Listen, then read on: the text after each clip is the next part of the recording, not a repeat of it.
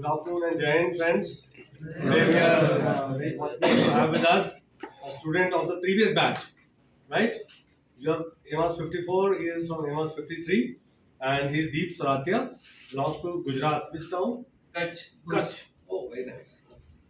Far west. Okay. And he has cleared his SSB from 34 SSB Allahabad on 5th May. So your name is there. Yes, sir. पहले वही देखा मैंने आगे. 578, and this was his 5th attempt and the 3rd conference, and he is cleared for SSC Tech Entry, and being from the civil engineering background, this time the vacancies are quite good, and I'm sure he'll find himself very well in balance. So let's welcome him with a good round of applause.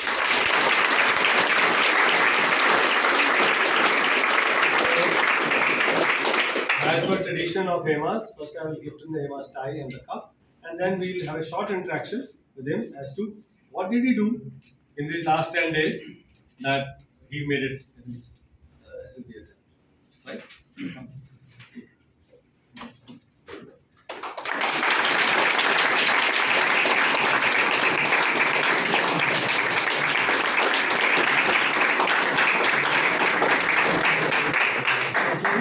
In brief, would you like to describe your experience and your method of study to the students so that they can pick up some points and they also. Yes. So good afternoon, everyone. First of all, thanks to Director Sir and IMAS team because they were the one reason I am standing here after recommendation. And yes, if I talk about my SSB, so if screening test, first of all, just focus on OR also. Because कभी हमें लगता है कि नहीं कुछ से सुना होगा कि पीपीटीटी इज इम्पोर्टेंट लेकिन ओआर भी इतना इम्पोर्टेंट है एंड उसके लिए जस्ट प्रैक्टिस इज इम्पोर्टेंट. आप लोग जितनी प्रैक्टिस करोगे पहले सभी टॉपिक समझ लो कि कैसे सॉल्व करना है फिर उसे टाइम बाउंड में सॉल्व करो क्योंकि जैसे कि फर्स्ट पेपर होगा कुछ 40 question in 20 minutes and around second paper for 50 question in 30 minutes. तो मैं 50 क्वेश्चंस को 20 मिनट में सॉल्व करता था with different difficulty levels and just focus on cube questions and pattern completion क्योंकि कभी वो कुछ सेट में कुछ ज्यादा ही आ जाते हैं.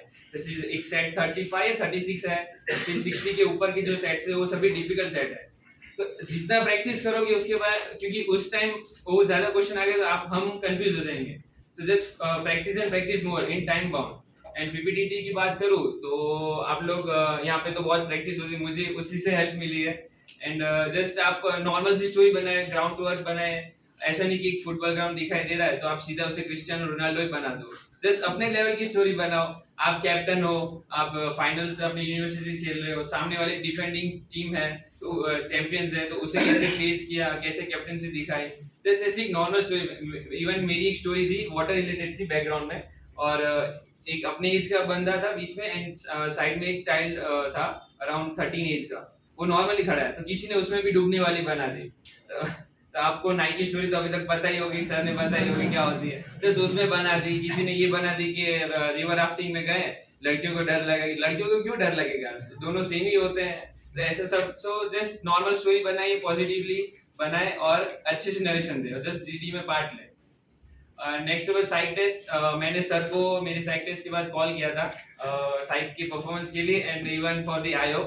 उसमें बाद में आता हूँ तो मेन मेरी तीनों टेस्ट में से साइक सबसे बेस्ट गई and that is due to एमास क्योंकि मैंने अपने आप में अपनी स्टोरीज में बहुत चेंजेस देखे हैं. हम अभी तक देखते होंगे कि क्या थीम बनाए लेकिन जस्ट मेन बात है बैक एंड प्रिपरेशन जो सर ने भी हमें कही थी. हम उस अब जस्ट उस पर फोकस करिए. जैसे कि हम हीरो को कैसे डिफाइन करना है उसकी क्या पावर्स होती है कैसी स्टोरी लिखनी है तो उस पर प्रिपेयर करें. And even the practice in वैट एंड एसआरटी. मैं अभी तक वैट ना कंप्लीट कर पाता था. मैंने अभी तक 2 कॉन्फ्रेंस दी है. सो एक में मेरी वैट की सीक्वेंस खराब हो गई थी और एक में मैं कंप्लीट नहीं कर पाया था. एसआरटीज में मैक्सिमम 35 कर पाता था लेकिन इस बार मैंने 48 एसआरटीज किए और 60 के 60 वैट किए हैं. एंड वो सब इसी था कि मैंने 3 वीक यहाँ बहुत जम के प्रैक्टिस की थी और जम के प्रैक्टिस करवाई गई थी. आप लोग अब 3rd वीक में आगे से पता चल ही गया होगा. तो जस्ट उस पर फोकस करिए. एंड अबाउट आईओ मेरा आईओ था एडिशनल आईओ के पास. सो मैंने उससे पहले सर से कॉल किया था. और एक बात बताना चाहता हूँ कि डायरेक्टर सर जो है जो आपके बैच के बाद भी आपका ध्यान रखेंगे. एंड जस्ट मैं ऐसे ही नहीं बता रहा हूँ. थैंक यू सर उसके लिए आपको. इवन एक बंदा था तोशित के बैच से, तो उसने वो एक एकेडमी से जा, मैं नाम स्पेसिफाई नहीं करूंगा, लेकिन उसने कॉल किया उसकी आईओ के लिए या तो जीटीओ D1 के लिए। तो उसके सर ने, एकेडमी वाले सर ने ना फोन बहुत रूडली बात की और ऐसा कहा कि क्या मैं तुम्हारे लिए फ्री रहता हूँ हमेशा, बट मैंने आज सर से आईओ के पहले कॉल किया था कि एडिशनल आईओ के लिए एडिशनल टिप्स। तो सर ने जैसे बताया कि वो शॉर्ट इंटरव्यू लेंगे मैक्सिमम 35 मिनट्स का, तो मेरा 30 मिनट से चला था। एंड वो रैपिड क्वेश्चन पूछेंगे तुम्हें, काउंटर क्वेश्चन ज्यादा पूछेंगे। सो सेम मेरे साथ हुआ, मेरा 30 मिनट्स चला, उन्होंने मेरे काउंटर क्वेश्चन बहुत पूछे, बहुत मैं एक रिप्लाई दे रहा हूँ, उन्होंने वापस दूसरा क्वेश्चन बना दिया। सो उसके लिए मैं पहले से रेडी था, अगर मुझे वो पता ही नहीं होता, सर से नहीं पता चलता, तो फिर मैं मे बी उस टाइम कंफ्यूज होता था या तो ब्लफ करने लगता, लेकिन आई वॉज कॉन्फिडेंट बिकॉज मुझे पता था उस चीज के बारे में। सो मेरा वो भी अच्छा रहा। एंड जीटीओ मुझे तीनों केस में से थोड़ा लग रहा था कि मेरा जीटीओ थोड़ा वीक गया है, लेकिन कुछ चीजें होती जो हम नोट नहीं करते वो जीटीओ ने नोट भी की होती है, जैसे कि मैं रिकमेंड हो गया उसके बाद मुझे रियलाइज होने लगा, जैसे इन पीजीडी पहले सर ने बताया होगा कि सब ब्लैंक लेंगे, आप रोप लेना, तो मैंने पहले रोप ले ली।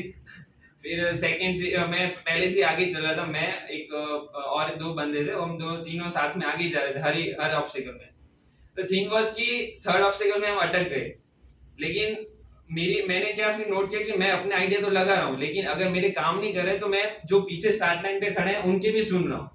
सो वो चीज हम पहले नोट नहीं करते टेस्ट के टाइम, या तो टेस्ट के बाद ऐसे सोचते कि नहीं मैं आइडिया नहीं दे पाया, लेकिन आप हाँ हेल्पफुल भी बन रहे हो, दूसरे अपने टीम्स की या सबऑर्डिनेट्स की भी सुन रहे हो, सो वो भी एक प्लस पॉइंट है। तो ऐसी सब चीजें जो कुछ होती जो हम नोट नहीं करते। जस्ट ये और एक कहना चाहूँगा, उसमें 9 टास्क होते हैं, तो एक टास्क खत्म हो गया बस उसके बारे में मत सोचिए, जीडी खत्म हुआ तो बस आगे जीपी पे ध्यान दीजिए, उसकी टेस्ट की वजह से दूसरी टेस्ट मत बिगाड़िए, बस आगे आगे फ्लो में करते जाएं, बस ध्यान दें। और हाँ, कमांड टास्क को सभी तो सब चल ही रहा होगा, बस सर ने गोल्डन रूल्स भी दिए होंगे, जस्ट उसे फॉलो करिए, ठीक से सब याद करिए, क्योंकि जस्ट सिंपल रूल्स है, प्लैंक लगाए, फलक्रम ढूंढिए, जस्ट वो आपको वहां तुरंत आइडिया मिल जाएंगे।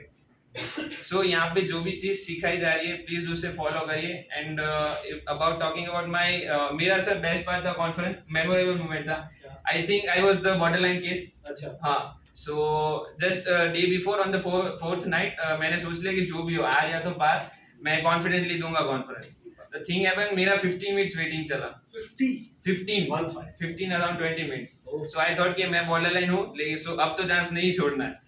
और मेरा कॉन्फ्रेंस भी मिनी इंटरव्यू जैसा 10-12 मिनट चला था, बट आई वाज कॉन्फिडेंट कि मैंने जस्ट अपना बेस्ट दिया, सभी आंसर कॉन्फिडेंट दिए। और मेमोरेबल था कि सर ने कहा कि किसे लगता है कि उनका रिकमेंडेशन हो सकता है, तो सभी पहले हाथ उठाए, फिर 2 के नाम लिए उन्होंने। एंड उसके बाद क्या हुआ कि अब किसे लगता है कि उसका नाम ये लिस्ट में होगा। सो मैंने कहा कि मेरा जीटीओ में भी द रीजन हो सकता था, लेकिन कॉन्फ्रेंस के बाद मैं इतना कॉन्फिडेंट गया, मैंने हाथ खड़ा कर दिया अकेले कि मैं ही होऊंगा सर। तो सर ने कहा ओके तुम्हें लगता है तुम होंगे, मैंने बोला यस सर। फिर उन्होंने देखा what is your chest number, okay come forward.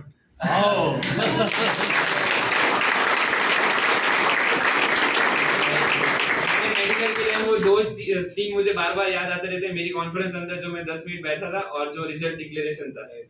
और लास्ट में कि अगर यहाँ की ट्रेनिंग आई नो थोड़ी हेक्टिक होती है, लेकिन जस्ट मैं शायद कह सकता हूँ सर बेस्ट एग्जाम्पल हो, क्योंकि मैं जस्ट 28 यहाँ निकला हूँ और फर्स्ट को मैंने अपना इंटरव्यू दिया।